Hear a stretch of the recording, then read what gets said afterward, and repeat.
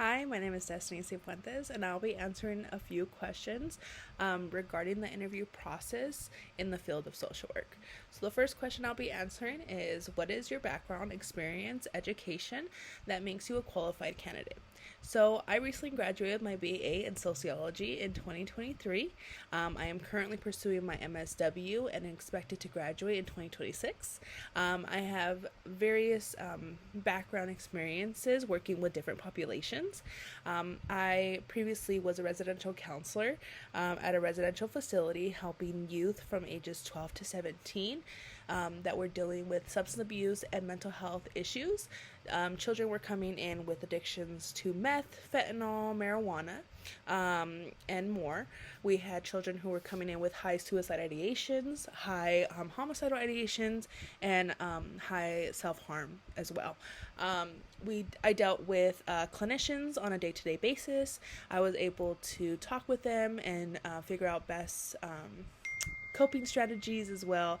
And I was also able to provide counseling, one-on-one counseling with my patients, and they were there 24/7. So I was able to get a lot of hands-on experiences during that time. I also worked with the homeless population as well.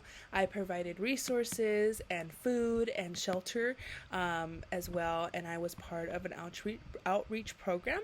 I worked with youth who were struggling and needed mentorship, and I was able to facilitate that as well. I am currently working at Lake Elsinore Unified School District as a social work intern, and I am providing resources and counseling services to students K through 12. This has allowed me to kind of dip my toe into other age ranges as well, which I am very grateful for. I've also been able to work with specifically the foster youth population and have learned a lot of resources and policies that come with being a foster youth, and as well as our homeless population within the school district as well. So my next question is: how comfortable am I at telling my supervisor that I don't know or understand something?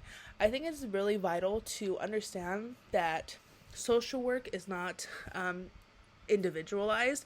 It is very much coming together as a unit to figure out what's the best next step for our client.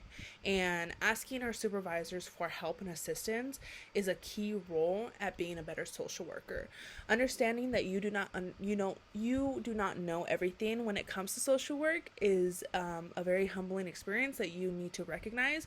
Your ego needs to be put aside so that you can better help your client. I am very comfortable with asking for help with my supervisors, with other social workers as well, getting their experiences, getting their feedback on what they think I can do better at next time, or what I can do better to implicate strategies for my current problem. But my supervisors are a big help in everywhere I have went. I have relied heavily on their feedback and tried to implicate that. And when I do implicate that, I try to circle back around and get their feedback as to if there was something I could have done better. Because at the end of the day, my goal is to make sure that my clients have the best interventions and best resources, and that I can provide that to the best of my abilities. So that is the end of my two questions. I did want to give a brief summary of the interview experience. I think this is a super helpful strategy for us to utilize as MSW students. I don't think there is much emphasis on the interviewing process. Once you graduate, you are sent out to interview at these companies and present yourself as someone who, that knows a lot about social work. But I know I can recognize that I do get very intimidated and very nervous in these spaces, feeling as though I am not qualified.